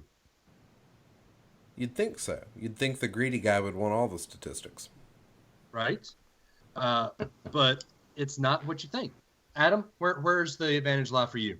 Yeah, I mean, you could make the argument here too that we haven't faced the quarterbacks that they've faced because they have had a little bit of a tougher schedule. But I mean, it's pretty equal on this one. I think overall, though, if you think about who has the most potential to hold the other offense, I think Alabama is going to have the overall edge because I think that Tua's too dynamic, and I think even though we've got Trayvon Diggs out, I think we've got enough talent behind that with JJ4 and everybody else to push forward and continue what we've been doing. I don't think we'll score 3-4 touchdowns in the first quarter by any stretch of the imagination, but there's too wide of a gap. I mean, they're averaging giving up 309 yards a game on offense, or 330 yards of offense. We're getting 564. They're not going to make up that 264-yard gap and shut our offense down completely. So I think our defense has a better chance to keep them at their normal pace of 300-ish to 400 yards a game. I don't think their defense can keep us down enough to keep the score close enough to give their offense a chance to win it. So you're giving the edge to Alabama on defense too? Overall, yeah. I think I'm with you that I think our secondary's got some gaps where they probably will have some success there, better in the rushing game. But I think Tua is going to find enough of the talent that he's got to. It may not be long ball, it may not be, the 5-second drives like we're used to, but I think he's going to find enough between the tight ends and the wide receivers, and even out of the backfield. They can't cover all of that all the time and then watch him. I think it's just too much. So I'm going to do a push. I think that there's no true advantage based on stats and intangibles on defense. I'm going to do a push. I think that everyone is making it that LSU is going to be this world beater defense, but then when I pull up and look at these stats, it looks about like the Alabama defense. And we also have to keep in mind the one intangible that everyone is writing home about this week. Devin White will not play for the first half, and he is their leading tackler. So if he was back, though, would you say that they had the advantage? Would it be a push still if he was in? I would still say it'd be a push because he was still in. Because all these stats are with him in the game. Yep. So I'd say it's a push. Okay. Now here's the third or the fifth categories we're looking at. Special teams. Keep in mind, this is not just kicking. Now, their kicker, Cole Tracy, is amazing. He's made 21 field goals, whereas Joseph Bulovas has made 8. Yeah. Their punter is Zach Van Rosenberg. He is, let's see, it doesn't say what for what, but I think he has 368.4 punt yards this year. Alabama has Skylar DeLong, who I don't know if he's starting this week or not, is 156.3. Rosenberg's averaged about 46 Okay. And then Skyler's averaged 34. Okay. The net punting, Alabama's 104th. LSU is 14th. Punt returns, Alabama's 15th in the country. LSU is 49th. Kickoff returns, Alabama's 17th. LSU is 101st. So when you look at that, that tells a different story than I think what we were all looking at. So Ben, Adam, where are your thoughts on that? Sorry, go ahead, Ben. Yeah. I don't really have an opinion. Can I just like flip a coin? You can say push if you want, like I did on the defense. I'm gonna say push here. Okay. All right. Yeah, because they hold the kicking game, but we hold the return game. And I think the return game is as important in a special teams as kicking. Yeah. So I'm in agreement with you, Ben. Adam? Yeah, I agree. I think that it's going to come out probably all in the wash. I mean, we have an average on kickoffs. We average actually 13 more yards on average than they do on kickoffs. We average a little bit more than they do on punts, but we're not giving them as much yardage on the punt, right? Because we're kicking it off the side of our foot. So I think that it makes me nervous in this regard, because for all the 14-point spread and all that aside, this could be the one thing where if they do find a way to stop our defense, it could come down to special teams. And it makes me nervous not being able to know that we can stall out at our 45 and not pin them deep. Yeah. And those are the types of things where I feel like we have an advantage in the return. They have an advantage in pinning us deep. And if they do find a way to stop us and we've got to go 80 yards, and if we don't find a way to stop them and they've only got to go 60, those types of things could add up over the course of 4 quarters. While you're on that same train of thought, and I was with you for a little bit because I had that same train of thought this morning. But before I got into my busy work schedule today, I actually did some digging and looked at the Mississippi State game where they only scored 19 points. Yep. For the first half, their average field position starting was on the Mississippi State 46. And they only scored 19 points in that game. That's promising. That's very promising. That brings into passing offense being 102nd in the country and team passing efficiency 106th. Yep. So are you saying push as well? Or are you giving the if you look at special teams as a whole, I would say push. Okay. Just because we have the edge in return, I feel like they have the edge in the kicking. So. Okay. Before we get into coaching, let's go intangible. Can I say really quick though? I think. Go ahead. I'll finish off with that. Go ahead. Okay. Sorry. Before we get into the coaching, because there's some extra stories we have to talk about in coaching, let's talk about intangibles. I think this is where we give the clear edge to LSU, because it's at night, it's in Death Valley. But does that mean anything to Alabama? So where does your advantage lie here? I mean, are you factoring in any other intangible besides the crowd and the crowd noise? Well, there's the intangible of Nick Saban, because where we're going to get into coaching, this kind of bleeds into that. There's the intangible that Alabama has Nick Saban and LSU has Coach Orgeron. Well, obviously having Nick Saban's an advantage, but definitely having a loud, confident crowd can make a big difference, especially if you're trying to communicate in long down yardage. If it's 3rd and 10 and you're trying to communicate with everybody and you're trying to change the play because LSU's defense is doing pretty decent, that can cause for some complications. If there's turnovers that help keep LSU in this game, because I think that's what LSU is going to need is turnovers. If turnovers are going to have to go LSU's way, if that happens and the crowd is making extra noise, that can really factor in putting pressure on this team.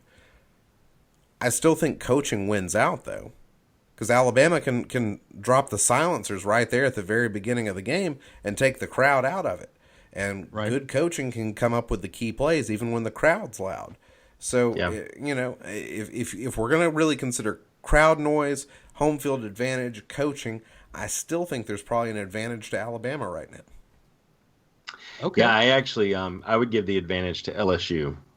Not that it'll pan out to actually make a tangible difference in the game, but I think that it being Death Valley, I think it being at night, all of those things together, I think Coach O has this team this year in a position where they believe they're world beaters.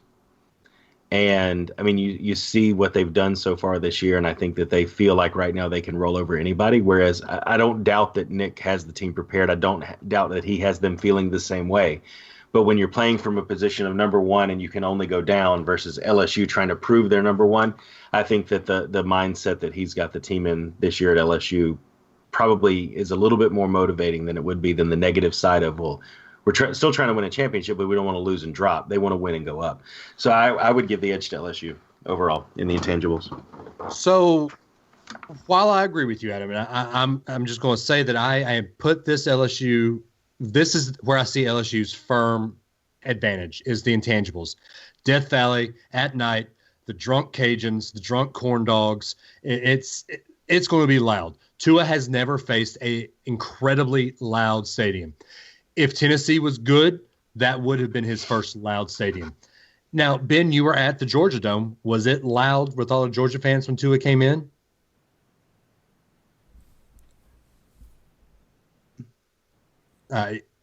I'm so confused. When Tua came in the second half of the championship game, was it? I was like, Georgia loud... Dome. What are we talking about? Oh, I'm sorry. It was Mercedes-Benz Stadium at the time. Okay. I was like, when was LSU in there? Okay. No, I'm trying to make a point. Has he faced a loud stadium that he's not comfortable in? Well, yeah, obviously, like, it was loud, but you also had the crowd 50-50.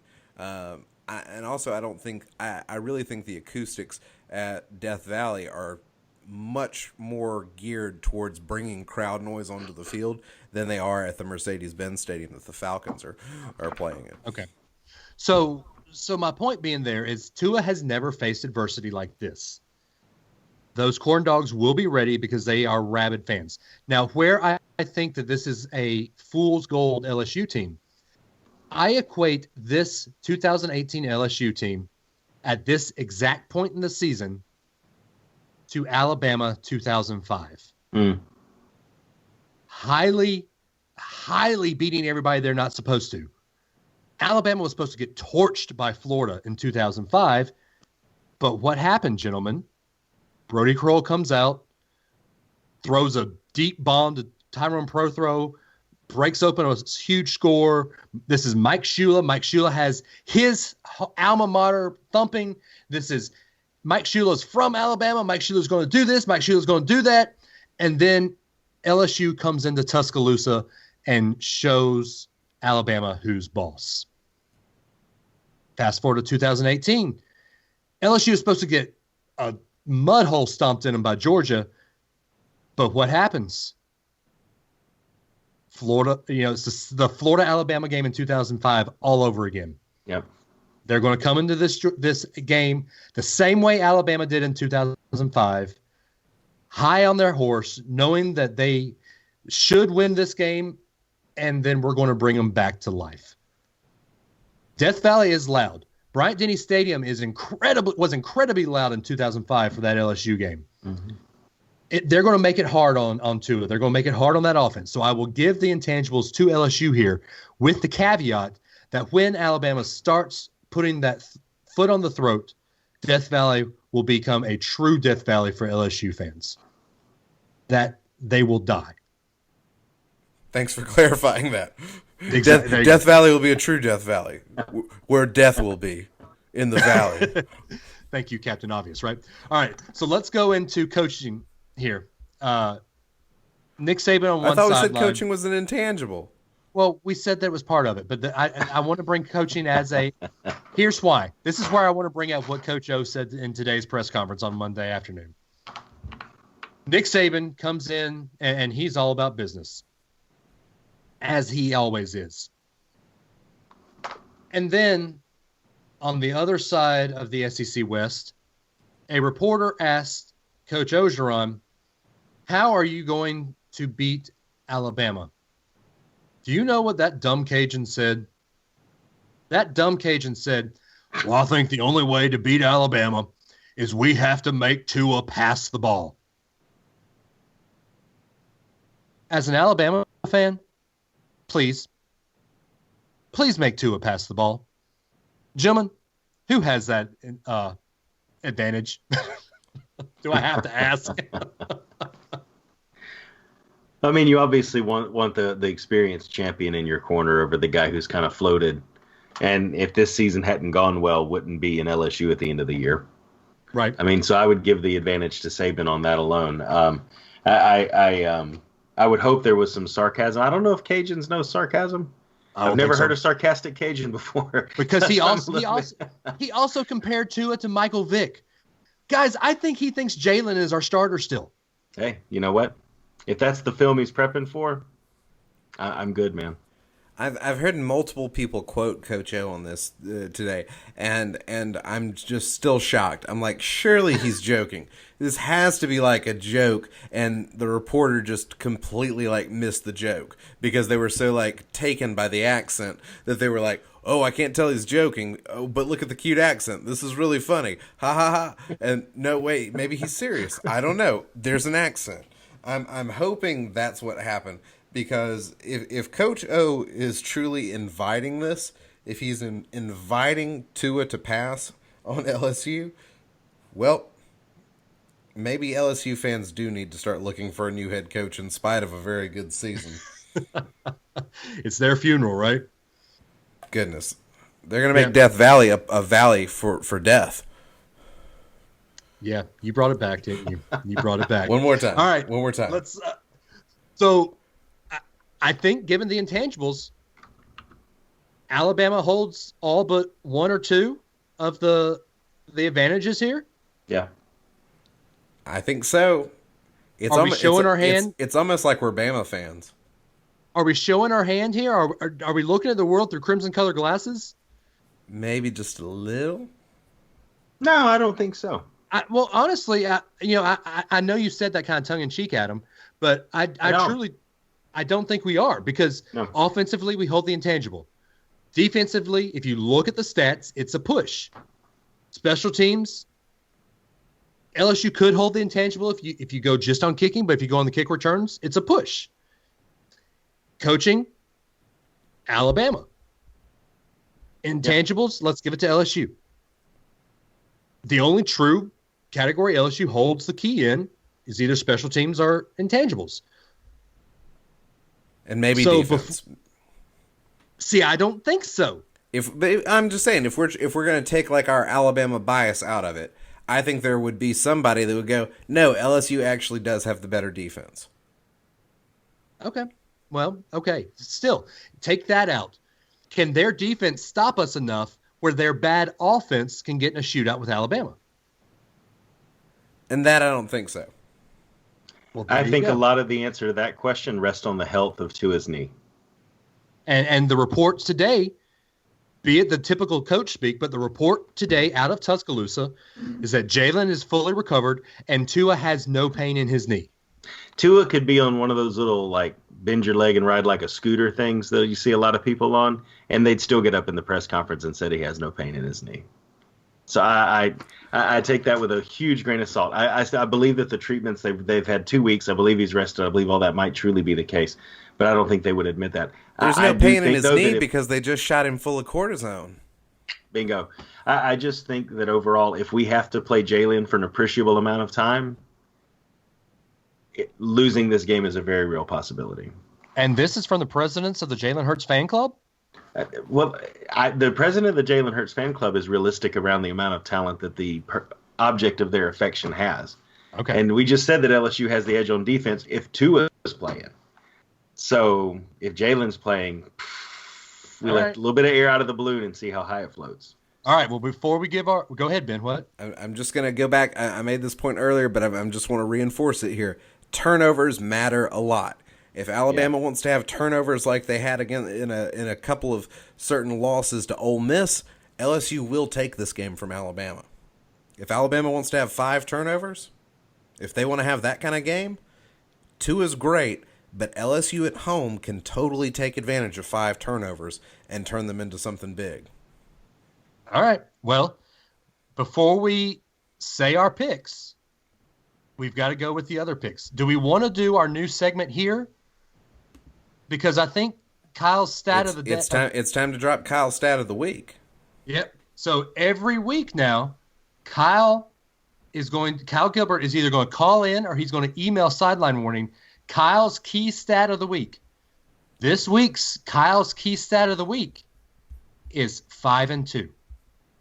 Since 2013, Ed Ogeron's record against top 10 teams is 5-2. He says, let's ignore his Ole Miss record. It's been over 10 years. Statute of limitation has passed. 43 different names have been head coach in the SEC since his last season in Oxford, which is 2007. 3 of those 5 wins have come by less than 7 points, and the other 2 by 2 whole scores. This season alone, he is 3-0 with wins at a neutral site against Miami, on the road against Auburn, and at home against Georgia. Though 2 of these teams have underperformed this year, these are still quality wins. His one caveat to his key stat is interesting note. He is 5-2 against top 10 opponents. Both of those losses come to a number 1 ranked Alabama Crimson Tide squad. That is Kyle's key stat of the week. Not bad, Kyle. We appreciate you sending that in. That certainly should give Bama fans a little bit of a cause for confidence. It should. If they're not already confident, which is hard to believe they wouldn't be. Right. Something else that should give people confidence is our scores, but it shouldn't give me confidence this week because I have been dethroned. For the moment. Adam, tell them where I stand. You're in second place, Dave. I know, but squarely in second place. So Ben has 131. Boom. Check that out. Yeah, see? 130. That's a lot. 134 for Dave and 135 for me. So from worst to first in 1 week. Thank you, Georgia Southern and Vanderbilt. So you say 2 isn't bad, but according to the greatest rapper that ever lived, 2 is not a winner, and 3 no one remembers. Well, you said it, not me. So I know. All right. Right now, you're not a winner. That's good enough for me. So let me get this straight. Dave came out early with some big wins and some key picks, and now that it's later in the season and he's really being challenged, he's kind of fading and he's in second. So it's very much like LSU. Dave is LSU, correct? That's not what I'm saying. That's not what I'm hearing. Is it? Because I think that's really the most appropriate analogy for all of this. Wouldn't you say, Adam? I would say so. Or maybe a 2005 Alabama. Let's just get with the picks. Huh, Dave wants to change the subject. Interesting. Again, this is twice. Strange. I'm taking my headphones off. Hey, how about some top 25 games, people? How about the Temple Owls taking on number 10, UCF? Undefeated UCF, the reigning national champs. Guys, UCF, their only hope to make it into the top 4, lost this weekend to Houston. The only hope UCF had to make it is to beat a ranked opponent, an undefeated ranked opponent. They lost, so now UCF's bubble has been burst even more. UCF still wins, but they get no respect. I would love for them to be so let down by that fact that they lose. They won't. But UCF, want all the UCF fans out there, I think Matt might be the only one. But anyone listening, the most telling stat you need to know about why you're not making it into the playoff this year is that you're only a 10-point favorite over Temple. Let that sink in for a minute. We're a 14.5-point favorite over LSU. The number 4 team in the country. At LSU. Temple is 5-3. So just let that sink in. But there are 1,949 tickets available for as low as $7 if anybody wants to head over to Spectrum Stadium and watch that debacle go down. Anyway, Ben, your pick. It is so tempting to pick Temple here, but I'm actually going to hold off. I believe UCF had a bye week last week, if I'm not mistaken, and I just think UCF is going to be prepared for this game, even though they have nothing else left to fight for. I'm going to take the Golden Knights at home. That's a Thursday. Some of us would argue. some of us would argue that every week is a bye week for UCF, but please continue. That's a Thursday night game, though. Anything can happen in those Thursday night games. But I think UCF's going to be prepared. All right, Saturday morning, Louisville Cardinals, who played Bama earlier in the season, are now 2-6. They're taking on Clemson. Undefeated Clemson, number 2 in the land. Who do you guys like? Clemson stays undefeated. That's oof. Clemson easily stays undefeated, and the GoFundMe has started to buy Petrino a new motorcycle to ride out of town on. With a co-ed up on the back of it. Why not? I think it'll be surprisingly cheap to get rid of Bobby Petrino at this point, but I'm going to take the Clemson Tigers to remain undefeated. All right, Nebraska, they're on a bit of a win streak. They, too, are 2-6. They're traveling to Columbus to take on the number 11 Ohio State Buckeyes, who are 7-1 on the season. Who do you guys like here? I'm going to go with Ohio State, but there are some intangibles that say Nebraska could make this a game because there is some talk that Urban Meyer might be on his way out. But Ohio State wins this. Yeah, I agree. Ohio State's going to handle this one pretty well. Urban Meyer is denying a lot of that. He said, no, I plan on coaching in 2019. Those plans could change if Nebraska gets the win. You know what? I'm 5 games behind first place in the picks. I'm going to call it upset special right here because I got nothing else to lose, just like Nebraska. I'm going to take the Huskers in a huge upset, ruining Ohio State's season completely and perhaps doing in Urban Meyer. I am going to take Nebraska. All right, Rutgers, an even more atrocious team at 1-7, will take on number 20 Wisconsin. Surely we're all picking the Badgers, right? Well, we all picked the Badgers against Northwestern, but sure, why not? Badgers. Yeah, it turns out Wisconsin was even more overrated than even I thought they were after that game last weekend. But I'll go with Wisconsin in this one over Rutgers, though. I will take the Badgers as well. Florida State, 4-4 on the season, taking on number 22 NC State. The Wolfpack are 5-2 after dropping 2 in a row. Who do you guys like in this game? Is this game at NC State or is it at Doak Campbell? It is at NC State. After the worst loss in Florida State history, I think I'm. No, I can't do it. Willie Taggart, NC State. Yeah, if this game came down to the intangible of Willie Taggart, I think you'd pick the other team just about every time. I've got NC State too. I am going to take the Wolfpack with you guys on this one. Number 18, Iowa, 6-2 on the season, but still with a good shot to win the Big Ten, taking on Purdue, who's 4-4 on the season. Who do you guys like? I'm going to go with Iowa here. Yeah, Purdue showed up and showed off the other night. I think that was playing up for a big game. I think they'll beat Iowa in this one. I'm going with Purdue. Okay. I think they can build themselves up for it. I think they'll do it again. This is going to help get a little separation between Dave and Adam. The question is, who am I going to pick with? And I think Purdue has got some strong opportunities there, but I think Iowa right now is the better team, and they're playing better football. I'm going to take the Hawkeyes on the road. All right, number 13, West Virginia takes on number 6, Texas. Texas is 6-2 on the season. West Virginia is 6-1. What's going to happen on this game in Austin? I got Texas here. West Virginia is good, but I think Texas is better this year. Yeah, I'm tempted to pick West Virginia in this one. Texas has started their slide. I think they stop it this week, though. I think they beat West Virginia. I'm going to take the Longhorns at home. I just think that they, if it comes down to who can put the most points on the board, Texas can actually outscore West Virginia. All right, Tulane is taking on number 21, South Florida, who picked up their first loss last week.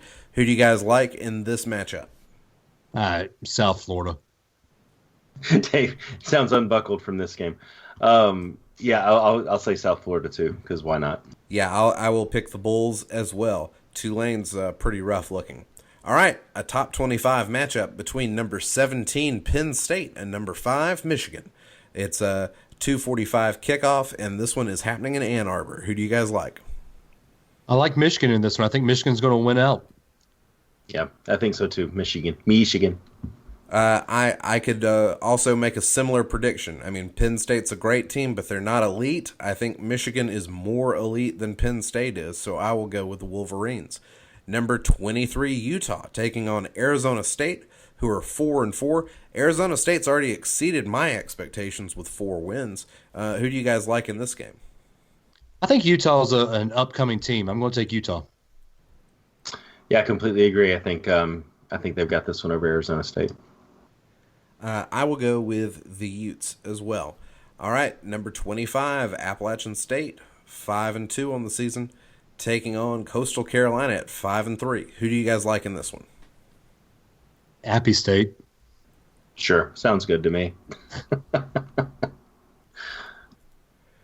All right, yeah, I'll go with App State as well. Although Coastal Carolina is tempting. No, I'm going to change it. I'm going to go with Coastal Carolina. I'll take the Chanticleers. Wow. I'm taking Coastal You're going Carolina. to Chanticleers, all right. I'm taking Coastal Carolina there. All right, number 3, Notre Dame, trying to remain undefeated. They're taking on Northwestern. What's going to happen here, guys? Play a schedule, Notre Dame. Notre Dame. Yeah, Northwestern looked good this past week, but not good enough to beat Notre Dame. You guys would be happy if UCF was playing Northwestern. You're correct. Because yes. That's somebody up from what they're playing. I'll take Notre Dame as well. UCLA, 2-6 on the season, taking on number 19 Oregon, 5-3 on the season. Who do you guys like here? I'll take Oregon. Yep, same here. Quack, quack. I will also take the Ducks. Number 8 Oklahoma takes on number nothing Texas Tech. Texas Tech is 5-3 on the season. Who do you guys like? I will take Texas Tech on this one. I just think that – no, actually, I'm kidding. I'm going to take Oklahoma on this. I think Oklahoma is a much better team. And, I mean, they've probably got the second-best quarterback in the country. Oklahoma here. Yeah, they show up and show off in this one, Oklahoma. I'll take the Sooners as well. Hey, how about a top 25 matchup? Would you guys be interested in one of those? I would, actually. How about number 24 Stanford at number 15 Washington? Does that do anything for you? No, it doesn't, because it's probably Pac-12 after dark, and I'll be asleep. It actually kicks off at 8. That is not your Pac-12 after dark game. Okay. Well, I'm going to go with Washington in this one. Where is it again? It is at Washington. Yeah, I'll go with Washington. If both of you guys are taking the Huskies, I will take Stanford. Because? Well, Stanford can sometimes play good defense when they want to, and they also have the opportunity to set the tempo in this game. So I'm going to take Stanford there, and also because I need to make up ground with you guys, or I need to just go ahead and lose shamefully right now. So I'm feeling third place, and so I'm starting to throw some deep balls. So that's where it's at. I'm picking the Cardinal. If Stanford loses, they're out of the top 25. So gotta keep Stanford going. All right, Cal taking on number 14 Washington State. That's your Pac-12 after dark game. Who do you guys like in that matchup? Washington State is on a roll. They stay on a roll. Washington State. Yep, I agree. Washington State. The only reason to hope in the Pac-12 is because of Washington State. I will take the Cougs and pick them to win. All right, let's get to those SEC games. Maybe just maybe that'll be a little bit more compelling. Number 16, Texas A&M taking on Auburn. Both teams are 5-3. What's going to happen down on the plains in this 11 a.m. kickoff? I can promise you, Auburn will only win one more game this season. Auburn gets destroyed by Texas A&M. Well, that's bold. I like it, Dave.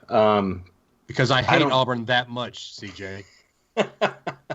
Yeah, I don't know. Gosh, I'm tempted to pick Auburn. I think if Texas A&M does win, it'll be closer. I don't think it'll be a blowout. I do think they'll handle the Tigers, though. So I've got the Aggies, but I think it's going to be close. Well, I think at different times it's been rumored that Jimbo Fisher could have been a good fit at Auburn, and I think Jimbo may have that on his mind.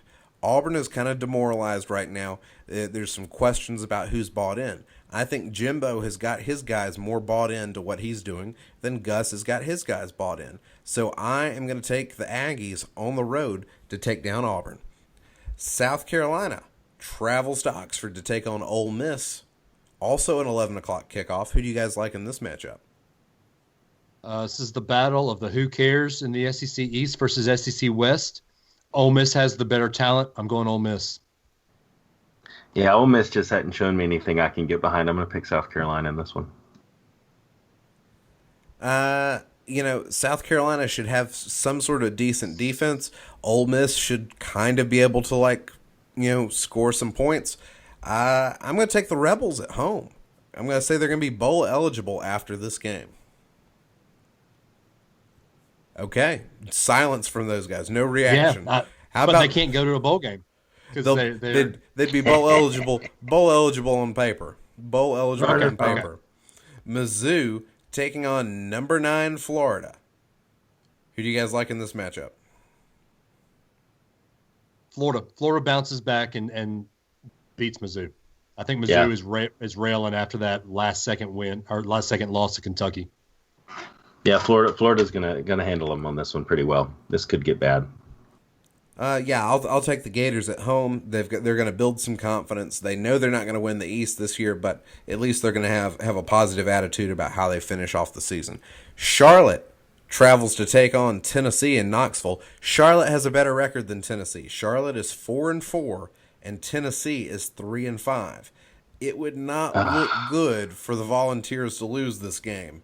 Here's a real test of what do you think about your rivalry with Tennessee. Who are you guys picking in this matchup? Question, who has Charlotte played? They're not even in the FBS. I don't know. Who has she played? Charlotte Flair just lost to Becky Lynch last night in the WWE pay-per-view. But I'm going to take Tennessee here. Charlotte lost to UMass, just to put it in perspective. Right. As much as I love hearing the fact that Charlotte's record is better than Tennessee, that is music to my ears. Tennessee will win this game. I got to think Tennessee's going to win this game. It would not surprise me, though, if the ball somehow bounced Charlotte's way. But I will take the Volunteers at home in a very safe pick. La Tech, 6-2 on the season, travels to Stark Vegas to take on the Bulldogs, who are 5-3. Who do you guys like? Starkville. I think Mississippi State kind of found their rung against Texas A&M last week. I'm going to take Mississippi State. Yep, I agree. Mississippi State. I'll go with Mississippi State. There's going to be some very unhappy folks, though, if La Tech somehow pulls this out. All right, we got 2 games left to pick. They're both going to be televised on CBS and as part of a doubleheader. The first one is number 7 Georgia at number 12 Kentucky, the 2:30 CBS game. Both teams are 7-1. This will essentially decide the SEC East. Who do you guys pick? I really want to pull the trigger and pick the Cats here, but I can't do it.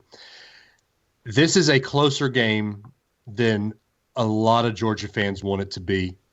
I'm going to pick Georgia by a field goal. Yeah, this one could get tight. I think, though, we said last week this was where Kentucky runs out of gas. I think this was the quote for them against Missouri last week from one of you guys. I think they almost ran out. This is the week it happens. UGA handles them. I don't think it'll be a field goal. It'll be more, but it won't be as much as Bulldogs want it to be. Georgia has got some questions at quarterback. They've got to make some good decisions there, and they can't turn the ball over.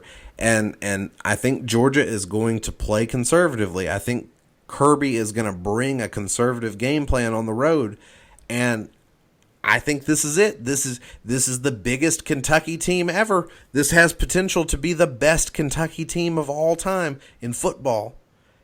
It's time to empty the playbook. Whatever Stoops has got, you got to call that play. And if Kentucky empties the playbook, and if everybody's healthy, if my buddy Benny Snell, my fellow Ben, keeps pushing, I think Kentucky can do it. I think Kentucky can win this game. This is going to be the game of their lives for most of these Wildcat players, and I think they're going to bring their best. I'm taking Wildcats upset special. Wow. Ben's got to stick together with his fellow Bens. I love it. There it is. Benny and the Cats. So you're saying that either Alabama or LSU will play Kentucky? You're saying that's what I'm saying. Wow. That's what I'm saying. It's a possibility. It's a possibility, and it could happen, and it's gonna happen because I picked it. That's the total any given Saturday right there. So you're saying that Kentucky will make it to an SEC championship before Ole Miss does? Yes. Wow. All right. Hot takes from Ben Foster. There we go. I just put it out there. That's it. All right, one game left to pick. It's the game of the century, as Dave would like to frame it. Part 8. A game of the century. It's a matchup between the Crimson Tide and the Fighting Tigers of LSU. Alabama's 8-0, trying to keep that undefeated streak alive. It seems like they've got healthy quarterbacks. They're taking on LSU, who's 7-1. LSU's got the home field advantage, and it's nightfall. There's a sunset in Death Valley. What's going to happen in this game? Guys, give me some scores and give me a winner. So we've already talked about our takes on this here. So here's my prediction. LSU comes out, takes the ball first, gets a field goal. Alabama comes out, 4-play drive, touchdown. I think that it goes that way. LSU will make some stops on defense. Alabama will make a lot of stops on defense. LSU's good, but they cannot get in a track meet with Alabama. Alabama wins 48-24. That's an astute analysis from David Adams. There's my Christian name. There it is. I knew it had to happen once. So here's my stat of the week. Zach Von Rosenberg, the punter for LSU, has punted this year more times than we have either kicked a field goal or punted combined for every kicker we've tried so far this year. I think we will continue that success of getting LSU off the field, and I think we'll continue our success. I don't think it'll be as much as we would like, and I'm going to go with the spread on this one and say 38-24. It will be a 2-touchdown victory, and it'll be closer than we wanted to be for probably 3.5 quarters. So Tua plays in the fourth? Yeah, this will be the first time. Okay. Guys, LSU has got a great defense, and I've emphasized throughout the show how important it is to avoid turnovers. I think Alabama's going to do that. I think Saban's going to have a great game plan. That's the beauty of having this bye week to always prepare for this big game. I think that, as much as we want to believe LSU can make a really competitive game out of this game is going to follow the script that Alabama has followed for most of the games. I think Alabama is going to get a big lead and get it significantly, and Jalen's going to get some playing time as long as that ankle feels good. I think LSU is going to kick some field goals. Alabama is going to have some key stops that keep LSU from getting into the game, but LSU is going to score some in the second half as Bama gets fatigued on defense. Ultimately, I think that produces a win for Alabama, and I've got the Tide winning this one 45-27.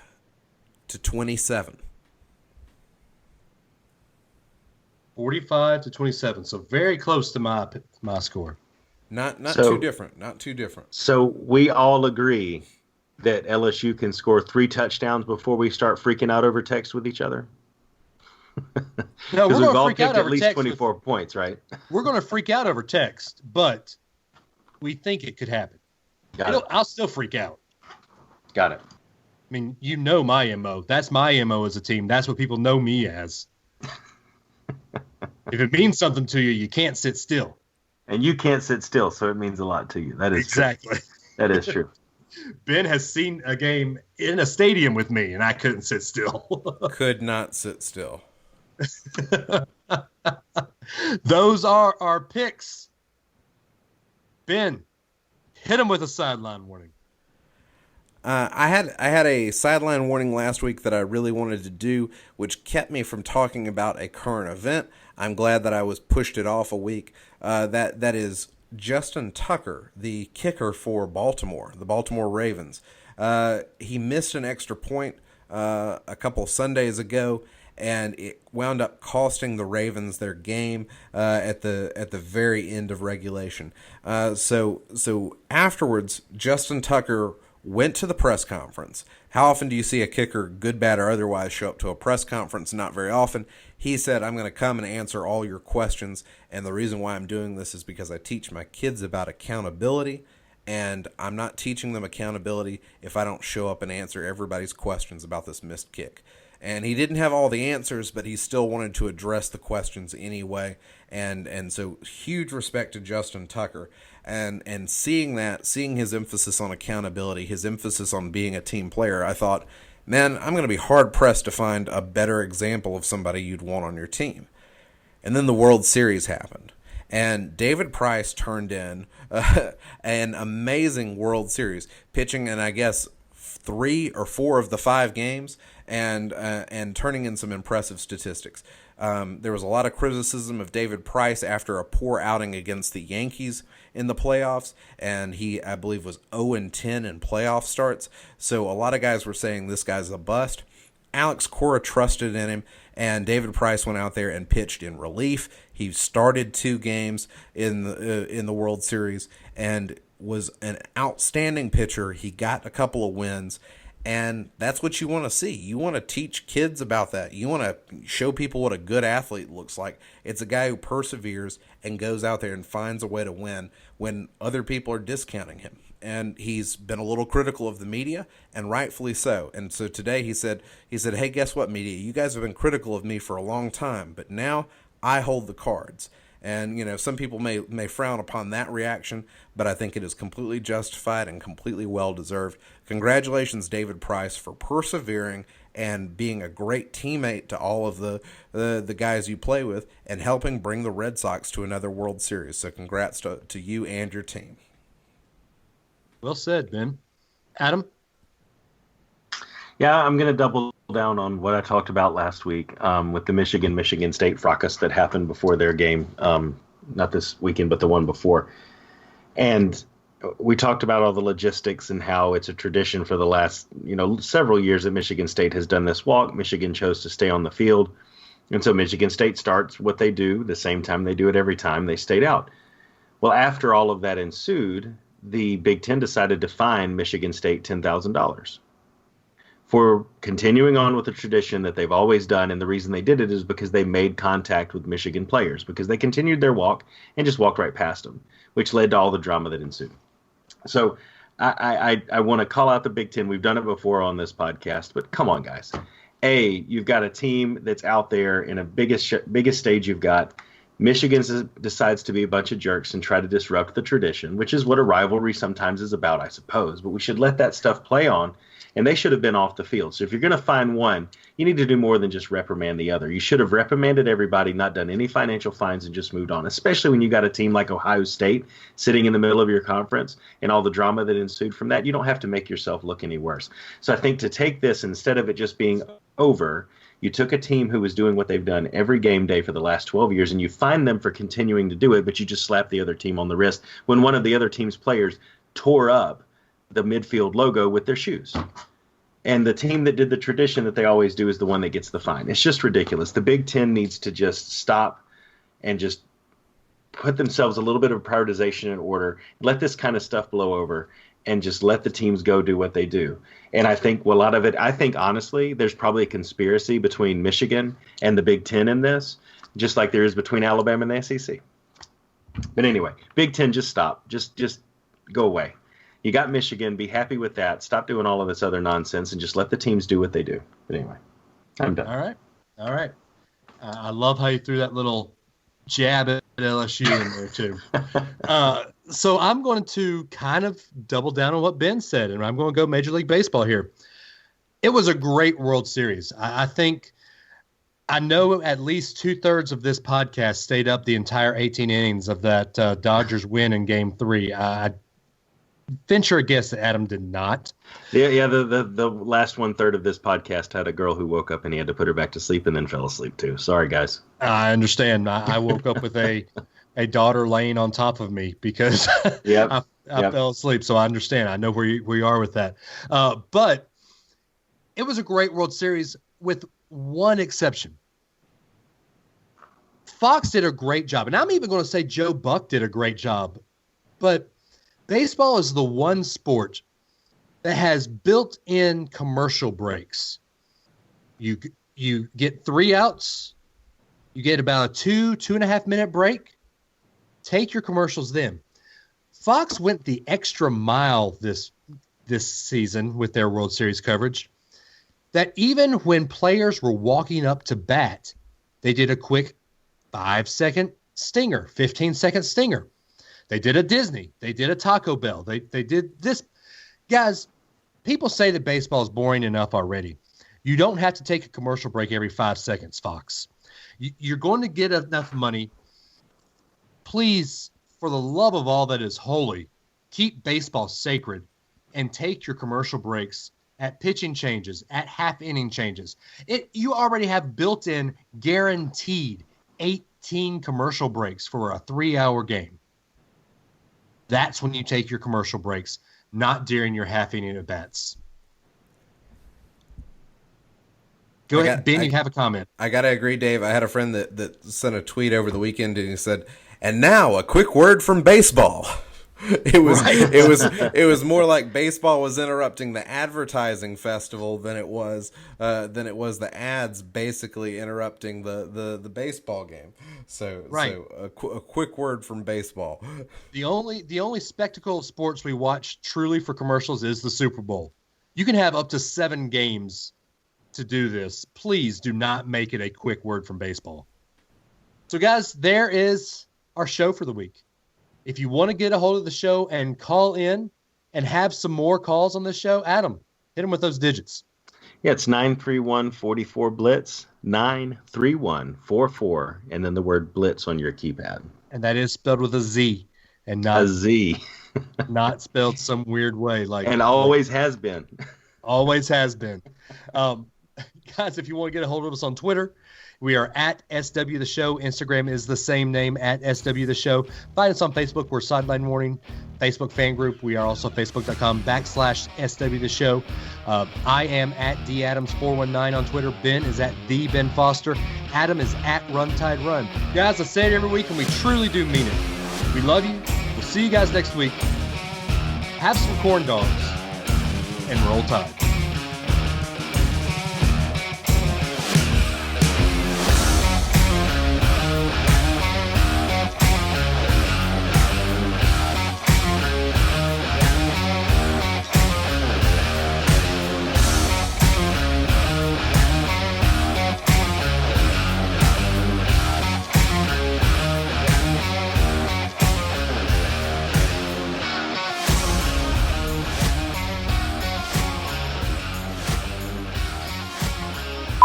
As long as you make 2 a soda ball, we're going to win.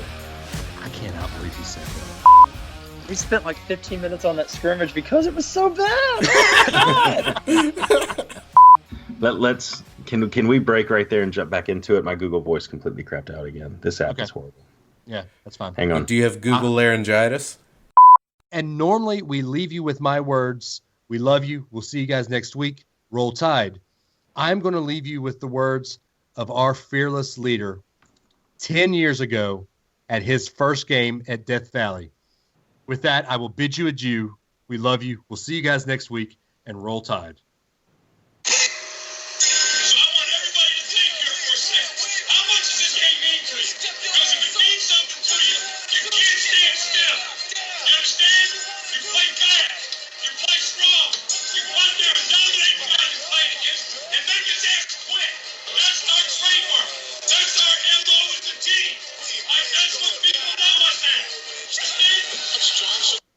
You gotta find a better audio clip than that.